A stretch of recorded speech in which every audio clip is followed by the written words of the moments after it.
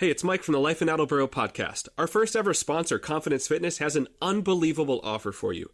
3 free workouts with absolutely nothing to lose. You'll also get an in-body scan to measure your current body composition, and you'll get their brand new meal prep checklist. All of those things completely free. You cannot beat it. All you have to do is go to lifeinattleboro.com, and you'll see the link right there on our homepage. I'll also include the link in the show notes of this episode. Confidence Fitness is located at 453 South Main Street. Confidence Fitness. Strength for life, strength for sports. And now, on to the show. You are listening to the Life in Attleboro podcast, where we interview the city's most interesting people who are making a positive difference in our community.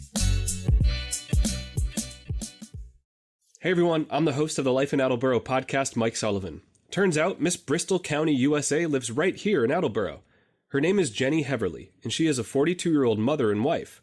A recent rule change allowed women over the age of 27 to compete. And as you're about to find out, Jenny is using her platform to help women in so many ways. Enjoy episode 36 of the Life in Attleboro podcast.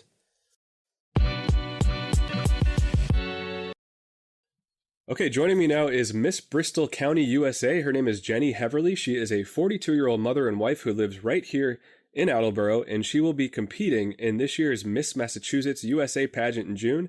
Jenny, thank you so much for being a guest on the Life in Attleboro podcast. Thank you for having me. It is my pleasure. So I am excited about this conversation because I don't know too much about the world of pageants. So the first thing is actually very interesting to me. So previously, women over the age of 27 were not allowed to compete in the Miss Massachusetts USA pageant, but something changed. Can you tell us about the rule change that made it possible for you to compete this year at the age of 42? Yes. So there's many different pageant systems in the country and throughout the world. This particular pageant system is the Miss USA system that is connected with the Miss Universe organization. So they had the regulations in place that you couldn't be over the age of 27, you couldn't have been married or have any children or have ever been pregnant, basically. So all of those rules changed when this new administration came in, and they were just looking for ways to change things up and get more women involved. And it's been about 1.5 years now that they changed the rules. And last year, for the first time ever, we saw mothers and wives and women in their 30s and 40s competing on that stage. So it's pretty amazing to see it. What was that like for you, just to be able to watch that and take that in and to see that rule change go into effect? How was that? It gives me butterflies, to be honest. It gives me butterflies when I see those women up there, because I thought that my lifelong dream of doing this ended long ago. Sure. So it's exciting that I get to try it all over again. That's pretty cool. So Jenny, I think you just answered this question, but will this be your first pageant? And if not, how many have you competed in previously? No, it's not my first pageant. I actually grew up around pageants, always around the Miss USA system. I am originally from South Texas, so my first pageant was when I was a young adult in my hometown of Laredo, Texas, and I did the Miss Laredo USA pageant. I won that year in 2005, and I went on to do the Miss Texas USA pageant a couple of times, and then I did the Miss Texas Belleza Latina pageant as well. Wow. So this is now my, I want to say 5th pageant, but it's been a while. Sure. That's exciting. So what is it like to compete in a pageant like this, and why do you enjoy it? I enjoy it personally because I feel like it's the ultimate self-help tool for any woman. It makes you really dig deep to become the best version of yourself. In this particular pageant system, there's 3 main portions that you get judged on. So the swimsuit and the evening gown, obviously you have to have poise and grace while you're on stage. But the biggest portion of it is the interview.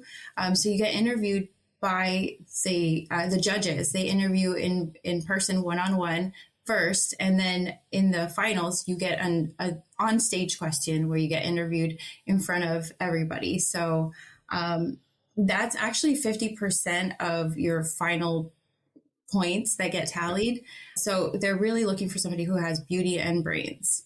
Interesting. So what is it like to compete with the other women? Is there this sisterhood? Are you guys all rooting for each other, or is it it's very competitive, obviously, but do you have that sisterhood, that feeling of support alongside you? Oh, yeah, absolutely. Some of the best friends that I've made in my life were girls and women that I met through pageants. You definitely start rooting for each other because every woman that competes in a pageant is doing a lot of other things in their life. And so you just become a cheerleader in their life and you start cheering them on in every part of everything that they do. You want them to be successful as well. So yes, it's definitely a sisterhood.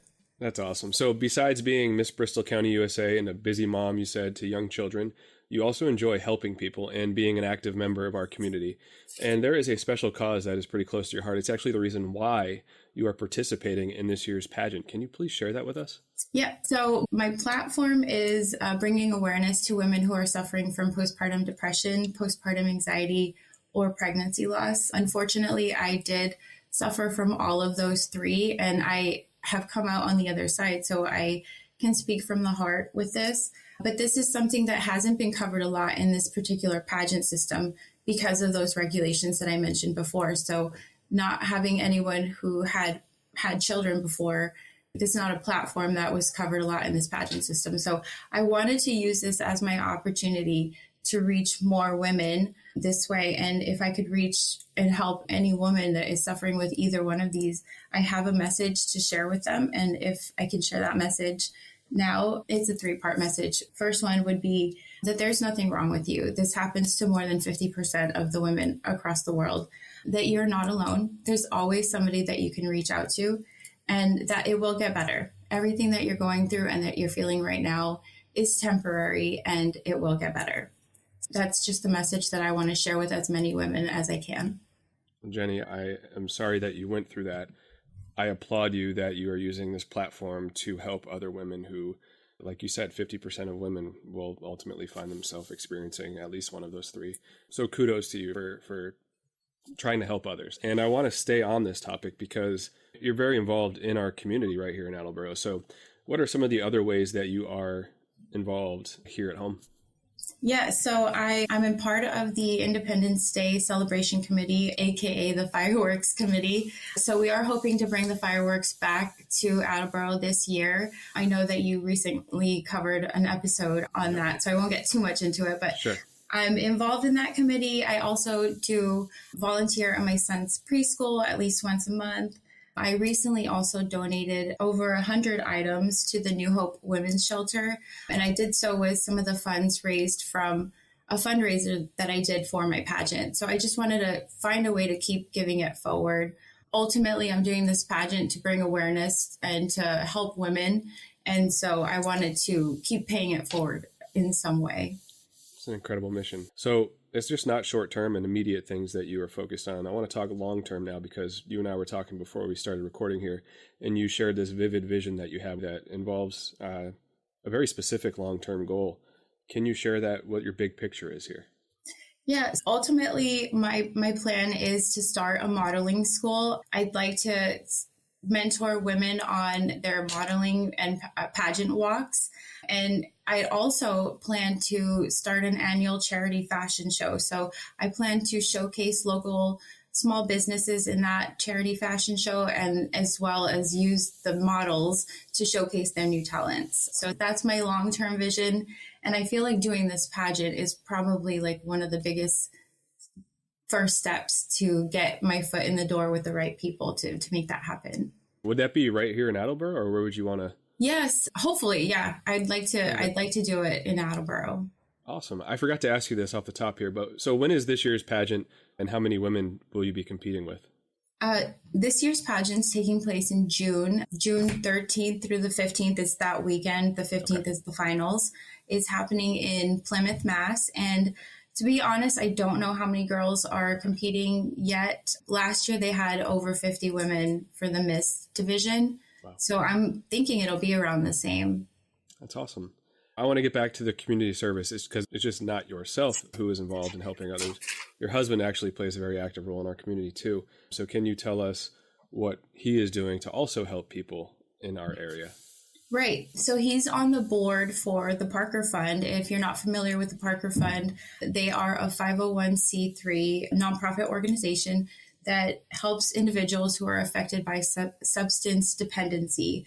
So they're very involved with the Attleboro High School scholarship program. They give out, I think, 5 scholarships a year. Wow. And him and I are also actively helping individuals get into rehabs or sober living homes, and or either one, because one leads to the other usually. But that's what we're both currently working on right now. Wow.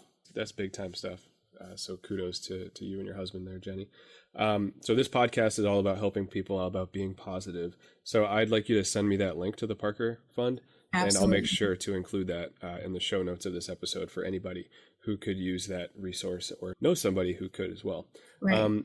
Jenny, is there anything else that you would like the people of Attleboro to know? Just to reach out to me if you would like for me to do an appearance for something. I'd love to come and be more involved with the community. Also, if you need somebody who needs help with the Parker Fund or getting into sober living or rehab, please reach out to somebody at the Parker Fund or myself. And also, I wanted to just throw this out there. I'm also in the process of starting my business. We're getting ready to launch very soon. It's EMS, whole body EMS, which is electrical muscle stimulation. So if you're looking to try that out, please feel free to reach out to me, and you can check out my socials if you'd like to include my Instagram or Facebook socials. I'll send those links over to you. Yeah, I'll certainly include those as well. Jenny Heverly, thank you for being a good person. Good luck in this year's pageant. Say thank you to your husband for helping everyone as well. Big things in your future. We'll catch up with you after the pageant to see how that went. And I wish you all the best. Thank you so much for being a guest on the Life in Attleboro podcast. Thank you. Thank you for having me. What an inspiring story, and what a great cause that Jenny is helping other women get through, one that she experienced herself. Good luck in this year's pageant and beyond. Hey, I want to tell you about our new sponsor, Hoban Accounting Services. If you're a small business owner, you know how much of a hassle it can be to keep track of every penny earned and every penny spent. But thankfully, Hoban Accounting Services is on a mission to heal your headaches and fizzle your frustration when it comes to crunching those pesky numbers. Hoban Accounting Services has helped local businesses for more than 7 years. That's when Nicole Hoban, a proud mother of twin girls, launched her business. She's a QuickBooks Pro Advisor with tons of awards to her name. If you mention the Life in Attleboro podcast, you'll get 10% off for your first 6 months. If you'd like to support a small business owner in our city, just tap the link in the show notes of this episode and Nicole will be in touch. Hoban Accounting Services. A great bookkeeper should be an asset, not an expense.